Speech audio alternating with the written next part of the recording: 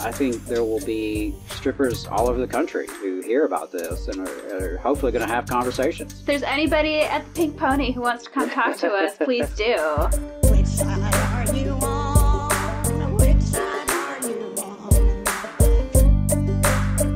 on? I did want to mention some big news out of Los Angeles.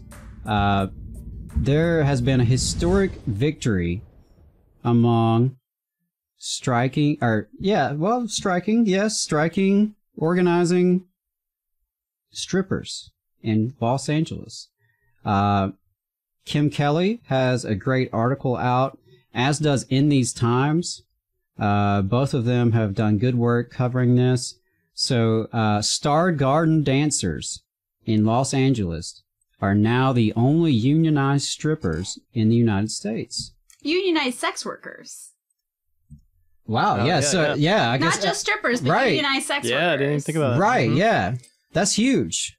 That's huge. And I believe they won their election unanimously without any opposition. It was a 15-month effort. And so the strippers of Star Garden's Topless Dive Bar in North Hollywood, California, have achieved their goal of union recognition. And their union is Actors Equity.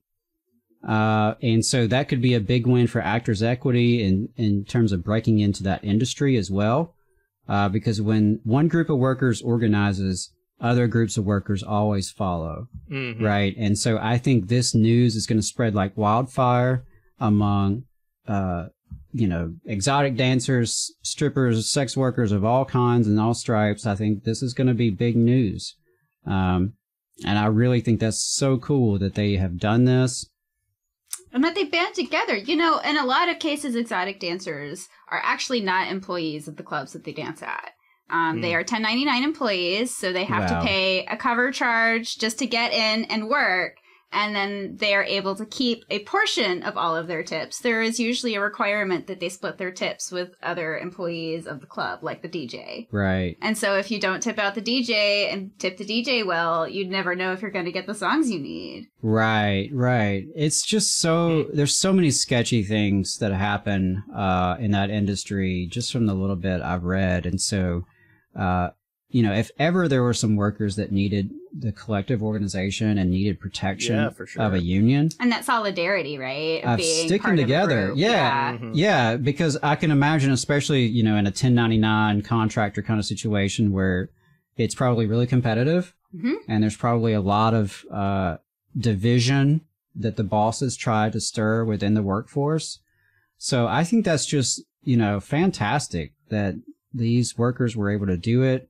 The owners did finally withdraw all their election challenges, which means that the union has been recognized, and within 30 days, we'll have to meet. So Star Garden will have to meet with Actors Equity within 30 days to negotiate a first contract. The dancers were reinstated. So that's worth noting too. Always love to see workers put back to work after being illegally taken out of work in retaliation. So yeah, it took 15 months. But it's really, really cool, really great news to see this. I've been intrigued by, I posted the In These Times article on my Facebook, and I've been kind of intrigued by the folks responding to it and reacting to it. It's a pretty eclectic mix of people.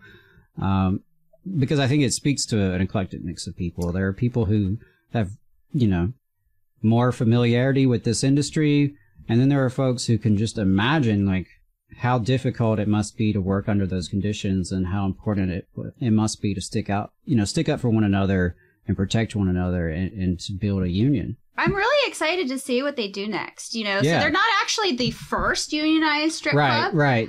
The first unionized strip club was actually the Lusty Lady based in Seattle, and they actually decided to unionize. And then they became a workers' co-op. They actually bought out the club, and now they are employee-owned and operated. I was not aware of that. I did know that Star Garden wasn't the first ever, but they are the only ones, I guess, now. But they're now currently the only unionized shop because the Lusty Lady is a workers' co-op. Right. That's even better.